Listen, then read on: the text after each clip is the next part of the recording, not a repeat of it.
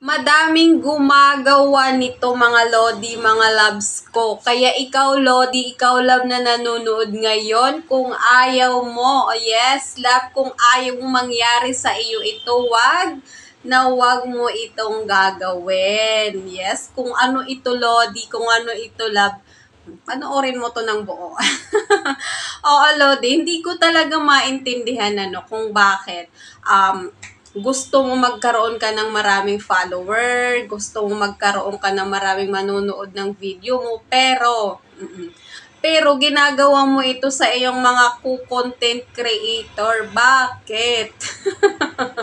Kaya ikaw, Lodi, ikaw love, kung baguhan ka lang dito kay Facebook at gusto mong lumago ka, gusto mong maging famous ka, and kung gusto mo talaga na ikaw ay kumita dito kay Facebook, wag mo itong gagawin. Kasi Lodi, hindi po kawalan ng iyong ina-unfollow. Yes, love. Wag mo gagawin ang mag-unfollow ng mga content creator. Bakit? Bakit ko sinasabi wag mong gagawin?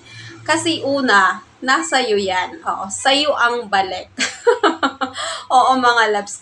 Nire-remind ko lang po yung mga nag-unfollow. Kasi last week, mayroon po nag-unfollow sa akin na 5. Kanina, pag-check ko ulit, mayroon na naman po nag-unfollow sa akin. Ayan sila. So, sa akin, wala lang po iyan, mga loves ko. Sa mga nag-unfollow po iyan. Sila po ang magkakaroon ng problema, hindi po ang kanilang ina-unfollow. So, yun lang, loves. Sana nakatulong ang video na ito sa'yo. And kita-kits sa susunod kong video. Maraming salamat! Oh!